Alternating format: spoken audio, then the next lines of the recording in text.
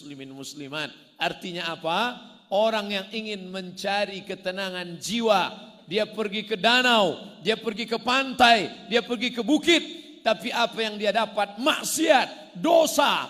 Karena tempat-tempat wisata dipenuhi dengan perbuatan maksiat. Tapi apa yang terjadi di tempat kita? Sebelum sampai, di sebelah kanan saya lihat hotel yang tinggi, tertulis hotel syariah. Bahkan sampai di sini saya tanya, tamu-tamu di mana?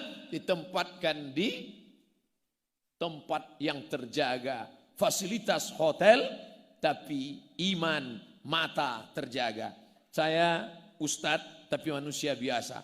Kalau ceramah di beberapa kota, saya ditempatkan di hotel. Hotelnya tinggi. Saya kadang di lantai 9, lantai 8. Sengaja dibuat tinggi-tinggi supaya yang mau foto sesak napas naik ke atas. Begitu masuk di lift, mau turun ke bawah, kita serba salah.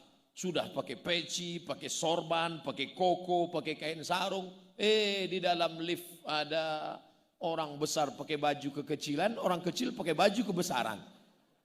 Kadang roknya panjang, tapi resleting belum dipasang. Kadang tingginya 160 cm, kain yang dipakai 100 cm. Dipakai ke bawah terbuka ke atas, dipakai atas tertutup ke bawah. Loh, Ustadz ngelihatnya dikit. Tapi ketika mereka datang berwisata kemari, itu semua terjaga, matanya terjaga. Yang datang ke Iskarima menenangkan jiwa. Dari mulai Syekh Muwaffaq, mursyid tariqat Syaziliyah, sampai birokrat duta besar Saudi Arabia datang kemari. Untuk apa? Melihat suasana perbukitan, sawah, air mengalir, mendengar kicau burung, menyaksikan suasana yang indah.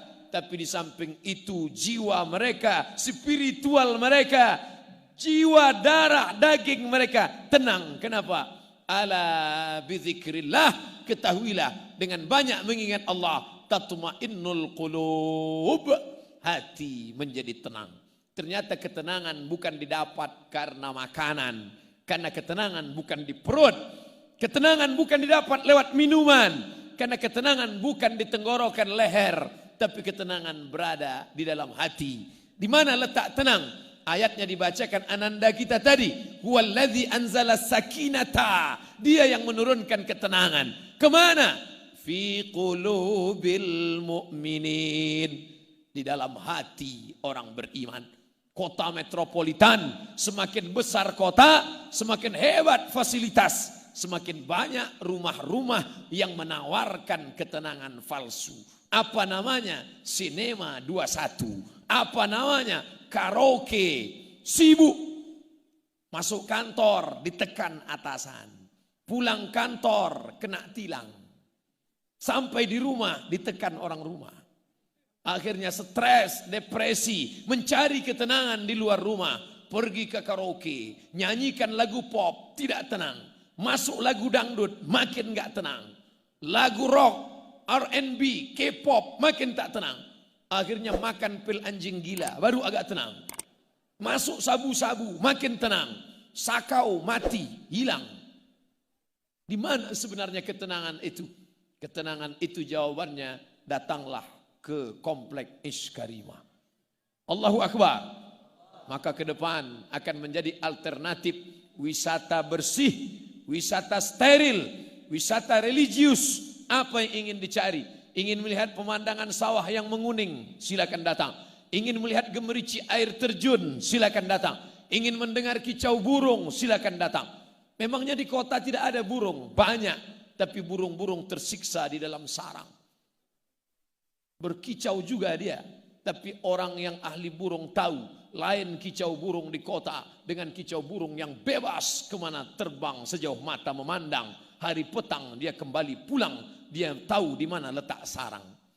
Tapi di tempat lain diletakkan di sangkar emas. Burung itu berkicau, tapi sebenarnya bunyi kicauannya penuh penderitaan. Kawin. Dari sejak akil balik dia tidak melihat betina. Di sini alam terkembang, indah, kicau burungnya lepas, bacaan Al-Quran para santri menenangkan jiwa. Dari sejak saya sampai tadi mendengarkan bacaan Al-Quran, sampai saat makan mendengarkan bacaan Al-Quran, belum pernah saya makan senikmat ini dan sebanyak tadi. Entah karena indahnya bacaan Quran atau karena lapar, wallahu alam. Tapi rasanya Allah yang menurunkan ketenangan, karena janji Allah tak mungkin ada tipu dusta. La ya'tihil batilu min baini yadayhi wala min khalfihi. Itulah kitab yang suci, yang tak ada kepalsuan, yang tak ada kedustaan, yang tak ada kenistaan, yang tak ada pencitraan di dalamnya, baik di depan maupun di belakang. Tanzilal Azizir Rahim, yang diturunkan dari Dia yang Maha Perkasa dan Maha Penyayang, Al-Quran. Maka wisata religi, wisata bersih, wisata steril, jauh dari dosa, jauh dari maksiat. Ketika ini sudah terbentuk, sudah nampak, sudah nyata, maka di masa akan datang mustahil orang akan membawakan maksiat dan dosa ke lingkungan ini. Beruntung bertuah Bapak Ibu yang ada di sekitar pesantren Iskarima. Kenapa? Di tempat lain orang ingin merubah yang hitam, merubah yang gelap menjadi terang.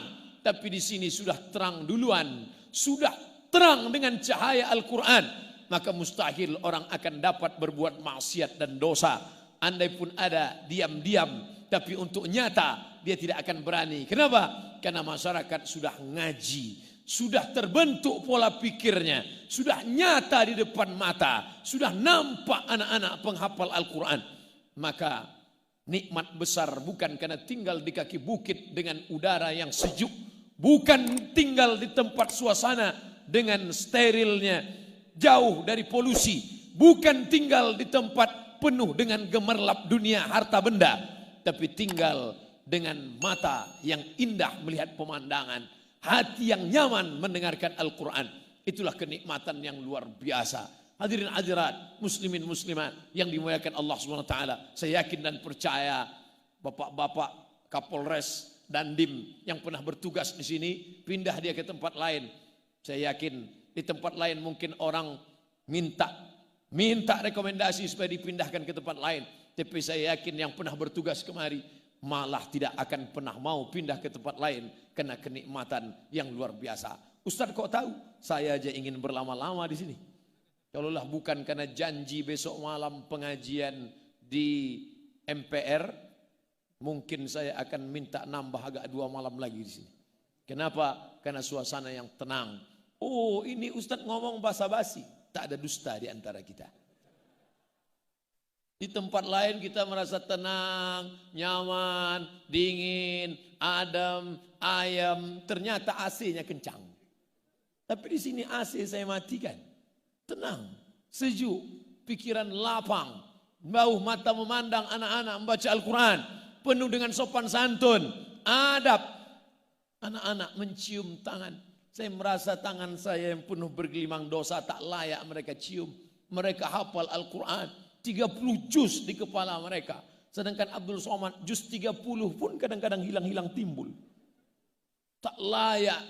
Jadi jangan anakku tersinggung, beberapa kali saya tarik. Bukan itu tidak hormat. Aku merasa kalian jauh lebih mulia. Makanya mudah-mudahan dengan berceramah di sini. Wasiqal ladzina taqau ilal jannati zumara. Walladzina taqau wasiqal ladzina taqau rabbahum. Orang-orang yang takut kepada Allah nanti masuk ke dalam surga itu bukan sendirian, zumara, berkelompok-kelompok, berjamaah. Ternyata yang masuk surga itu berjamaah dan nanti dipanggil jamaah. Jamaah mana yang duluan? Dipanggil oleh malaikat. Berikut ini jamaah yang pertama, jamaah Iskarima.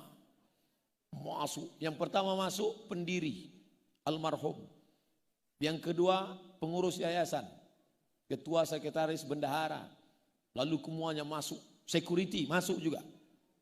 Pas di barisan terakhir ada Ustadz Somad. Malaikat nanya, ini dari Iskarima, bukan dari Riau. Loh, kok gabung di sini? Pernah ceramah sekali. Silakan masuk. Itulah gunanya kita menggabungkan diri dengan orang soleh-soleh. Walaupun saudaraku di tengah sawah di belakang, walaupun tidak kelihatan, saya tidak tahu betul di mana batas jamaah ini, saking gelapnya. Tapi insya Allah semua yang ikut di sini mendapatkan syafaat dari para penghafal Al-Quran ini insya Allah. Tapi jangan gara-gara ini besok nggak sholat subuh lagi. Dibangunkan sama istri sama ibunya, mas, sholat subuh. Insya Allah sudah dapat syafaat dari para pelajar Iskarimah. Belum. Karena syafaat orang beriman. Dalam hadis yang panjang tentang syafaat, lebih 1 lembar. Dalam kitab Al-Lu'lu' wal Marjan fi martafaqa alaihi Syaikhan, Sahih Bukhari, Sahih Muslim, digabungkan jadi 2 oleh Syekh Muhammad Fuad Abdul Baqi. Syafaat Nabi Muhammad sudah, syafaat Al-Quran sudah, syafaat malaikat sudah, syafaat Allah sudah. Ternyata ada syafaat orang yang beriman. Para penghafal Quran ini ketika diperintahkan Allah masuk ke dalam surga. Hai para penghafal Quran yang soleh-soleh, masuk kalian ke dalam surga. Saat itu mereka memandang ke kanan, memandang ke kiri. Mereka melihat, kemana sahabatku dulu yang sama-sama sholat berjamaah dengan aku, yang sama-sama belajar dengan aku, kenapa mereka tidak bersama aku? Ternyata mereka penghuni surga itu tidak egois. Mereka tidak mau masuk sendirian, mereka ingin berjamaah. Mana mereka? Kata malaikat, mereka ada dalam neraka. Allah memerintahkan mereka, cari mereka. Kalau kau dapati dalam hati mereka ada iman, walaupun sebesar biji sawi, tarik mereka, masukkan ke dalam surga Allah Subhanahu wa taala. Makanya ada jamaah, apa kata jamaah? Ustaz Somad, pandang wajah kami dekat-dekat. Tatap wajah kami Ustaz. Nanti ketika engkau masuk surga, tidak melihat kami ada di surga, ternyata kami dalam neraka. Cari kami dalam neraka Ustaz. Lalu saya katakan kepada dia, ente pede sekali masuk neraka. Kita berdoa pagi, petang, siang dan malam. Allahumma ajirna minan nar, Allahumma ajirna minan nar, Allahumma ajirna minan nar, Allahumma ajirna minan nar. Wa qina adzaban nar, wa qina adzaban nar. Minta selamat dari api neraka. Tapi ternyata Iskarimah tidak egois. Dia tidak ingin dia saja yang selamat. Dia tidak ingin desa, kampung, kabupaten Karanganyar, lokasi daerah ini saja yang selamat. Tapi dia ingin ada negeri lain selamat. Alhamdulillah, selama pondok ini didirikan, sudah berapa cabangnya Ustadz? Hampir 40 sudah se-Indonesia. Loh, kenapa saya cuma tahunya Iskarimah di sini saja? Ternyata tempat yang lain tidak pakai nama Iskarimah. Silakan pakai nama apapun, silakan pakai identitas apapun. Yang penting sistemnya, yang penting metodenya. Apalah arti sebuah nama? Nama bisa pakai nama siapa saja, nama apa saja. Tapi sistem dipakai, Masya Allah, Tabarakallah. Baru sekitar puluhan tahun, sudah begitu banyak cabangnya. Kita bermimpi 100 tahun di masa akan datang akan ada 1000 Iskarimah, 1 juta Iskarimah di dunia ini insya Allah. Allahu Akbar.